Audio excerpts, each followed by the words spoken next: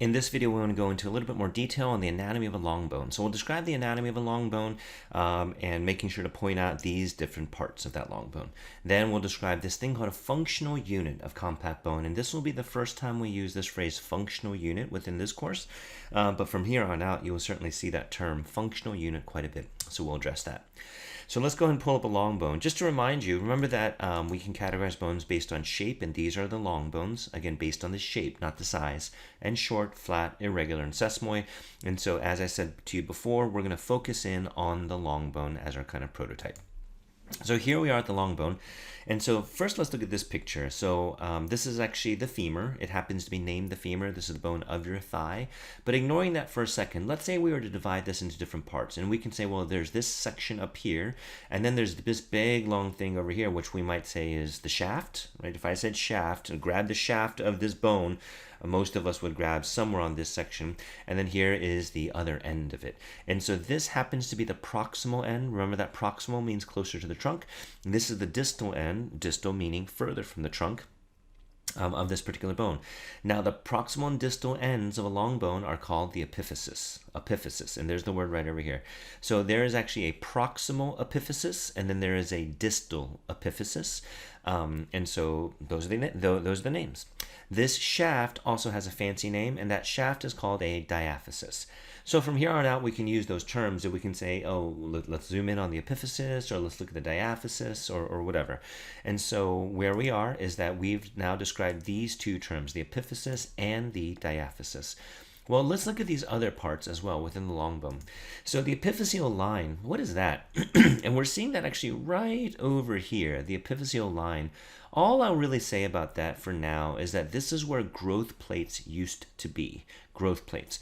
What we're going to look at really towards the tail end of this series of videos is we're going to look at the growth of bone in length. And what we'll see is that when you're young and growing, your bone is not made up entirely of bone. Your bone is made up of bone, but we have these little slivers of cartilage. And when your bone grows longer, then what ends up happening is that we lay down more cartilage, and over time that cartilage turns into bone. Then we lay down more cartilage, and that cartilage turns into bone. Eventually, we stop growing, and whatever remaining cartilage then just completely turns into bone. And that's what we see here. That's what these epiphyseal lines are. These epiphyseal lines are where cartilage used to be. And it used to be there in your youth when your bones were growing in length.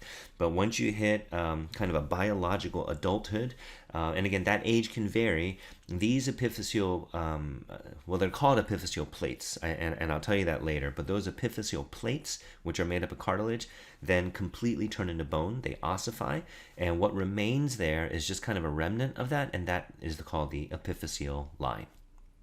Okay, so the next thing that I want to talk about then is these two things, periosteum and endosteum.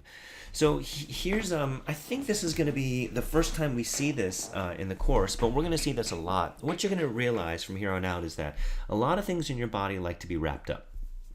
So there are different things out there that like to be wrapped up in tissue. Now, whether that's the central nervous system, whether that's your heart, whether that's your lungs or organs of the gut. I mean, in general, you've got some organ, and a lot of times there's going to be a wrapper right around that. And so let me just show you what I mean by that.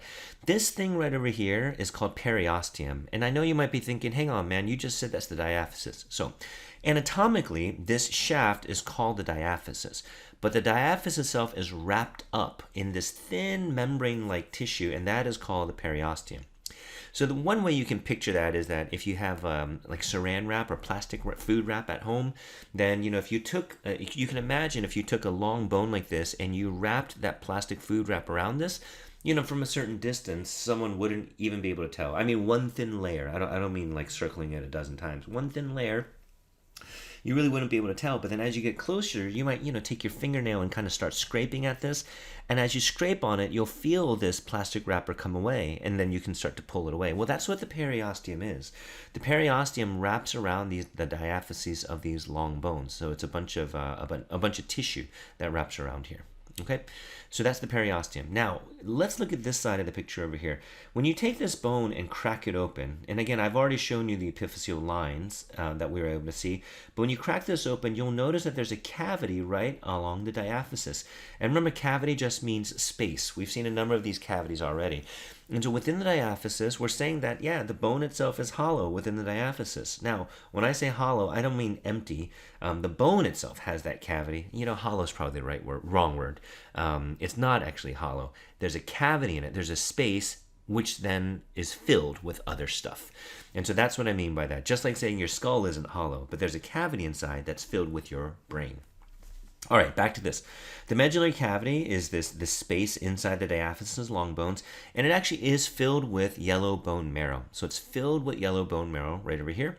And that yellow bone marrow is what serves as that, let's see, where was that slide we looked at before? That yellow bone marrow is where we end up storing some fat. Okay? While we're at it, if we continue on with this picture, you'll notice that up at the top we had this thing called red bone marrow. So you have red bone marrow and yellow bone marrow. So red bone marrow is found in different places, but commonly within long bones they're found in the epiphyses, kind of filling those spaces of the spongy bone that we saw previously. So, yep. Okay. Now let me continue on. Endosteum. What is endosteum? Endosteum itself is a thin piece of connective tissue that lines the inner part of the medullary cavity. And that's really all we need to say about that. And so the endosteum forms, it lines the inner part of the medullary cavity, whereas the periosteum lines the outer part of that diaphysis.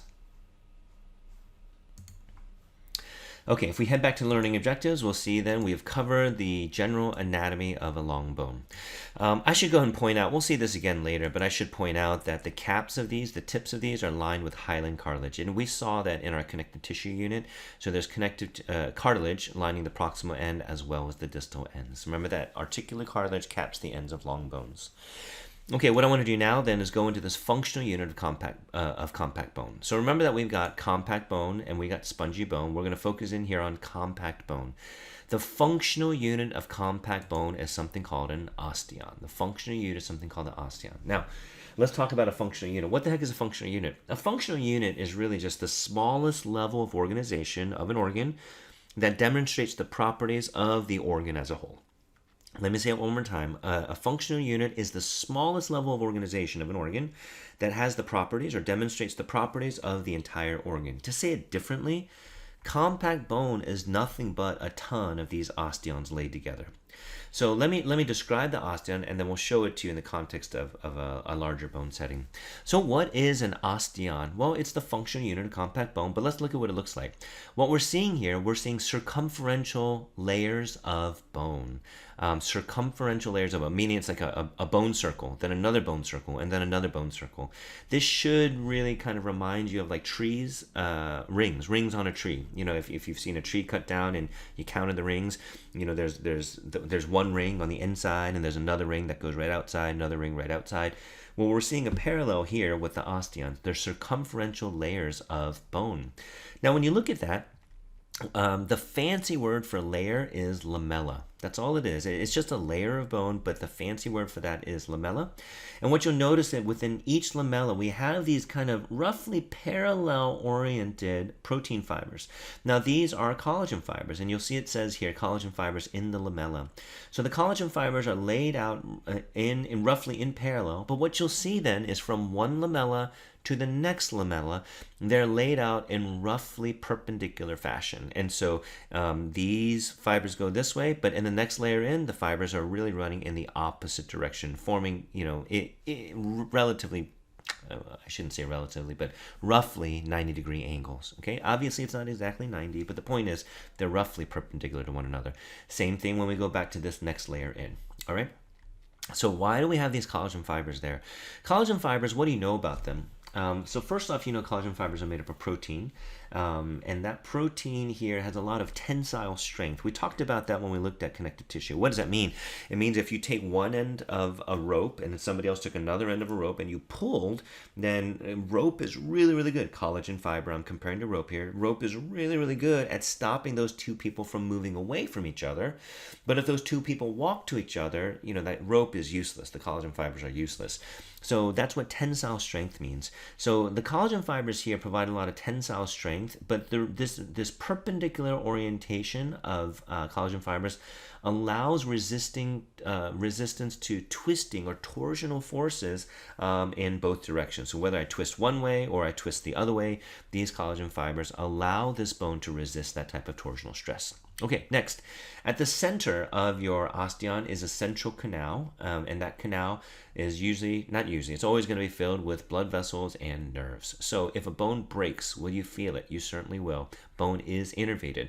If a bone breaks, will it bleed? Yes, you will, because bone is also vascularized. So it's vascularized and innervated. All right, so continuing on with this idea of the osteon, so what we're seeing here, if you look at this, there's my periosteum on the outside, and here we're seeing one osteon. There's another osteon right over here. There's another osteon. There's another osteon who's kind of been cut away for the sake of our picture. And what you'll notice that is each of these central canals carries with it a blood vessel. Here they're only showing the arteries, but again, as you know, there's blood vessels as well as nerves that run through here. Now what you'll notice are these tunnels that run perpendicular to the central canals. So these again are the central canals. What are these called? These are called perforating or Volkmann's canals. By the way, those central canals are also called Haversian canals, and you should know both names. So what is the purpose of perforating canals? It's simply to connect adjacent central canals of adjacent osteons. That's all it's there for. All right, so again, we saw the lamella here, I highlighted.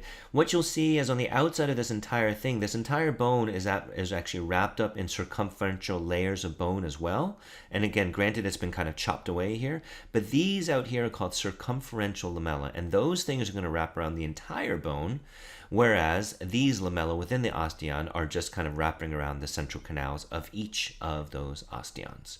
All right, now if we take a bite out of this thing and pull it out, here's what you're going to see. There's one layer of bone. Remember the fancy word for bone, layer was lamella. There's another layer, and there's another layer, and another layer right over here. And what we have in between are cells called osteocytes. Osteocytes are mature bone cells, and I'm going to leave it at that.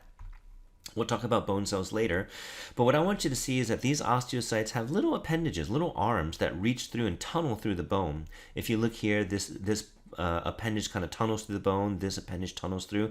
So essentially that these guys can hold hands. Now, obviously they're not actually holding hands, and they're not hands, but my meaning is that these appendages go through to communicate with adjacent osteocytes, which are in other little pockets. Now, let me use the word lacuna. I've used that word before. Lacuna just means pockets. And so these osteocytes are sitting within pockets in between lamella of bone. They extend their arms through the bone, through a lamella, to touch the appendage of another osteocyte. Now, those little tunnels that are formed are called canaliculi. And there's the word right over here. So one of the things that students tend to confuse, not because it's hard, but again, usually just because of brain farts, are confusing Volkmann's canals, which allow you to connect blood vessels and nerves through adjacent osteons, with canaliculi, which allow osteocytes to communicate with one another within a single osteon. This right over here is basically the same picture. It's just taken from another textbook, but this is nice because it shows you, well, I guess it shows you here too. It shows you a little bit of spongy bone here, and this is all compact bone. Same thing, you're seeing a little bit of spongy bone here and a whole bunch of compact bone. The point being that, again, architecturally things are arranged differently, but generally speaking, we're going to see that any given bone will have both spongy as well as compact bone. All right. So this is another picture. Take some time to look at it. There's your different osteons kind of pulled out. There's one, there's another osteon. We see the circumferential lamella wrapping around. We see the Volkmann's canals and central canals connected together. The periosteum is on the outside. There's the different lamella. Everything that we've been talking about so far. All right. One additional point I want to make about the periosteum is this. The periosteum is actually, when I say it's wrapped around, remember I said that it's wrapped around kind of like that plastic food wrap? It's actually wrapped around but then anchored in. See these little spikes? These little things are called Sharpie's fibers, and you need to know that term, Sharpie's fibers. Sharpie's fibers, also known as perforating fibers, you should know both names right over here, and we really should have this in another colored box as well, meaning that you really need to know this term. Those things then are really just anchors for the periosteum that dig into the compact bone. Okay? So I'm going to read this out to you. Certainly you can read it yourself, but I'm going to read it out to you because these are all the key words that we've covered in talking about an osteon. Osteocytes sit within lacuna located between lamella of bone. What does that mean? These osteocytes sit in pockets that are located between layers of bone. Osteocytes reach out through the bone to contact other osteocytes through canaliculi. What does that mean? It means this osteocyte touches that osteocyte through this little thing, that tunnel, and that tunnel is called canaliculus. The circumferential layers of bone, lamella, surround the central haversian canal. And so again, that's what we just talked about. Lamella of bone surround the central haversian canal or central canal. And then finally, central canals have blood vessels and nerves. Central canals of adjacent osteons are connected by perforating or Volkmann's canals. What we've already said is that these things connect adjacent osteons. All right, to recap, we've looked at the anatomy of long bone, and then we described the functional unit of compact bone in this video. And that'll do it.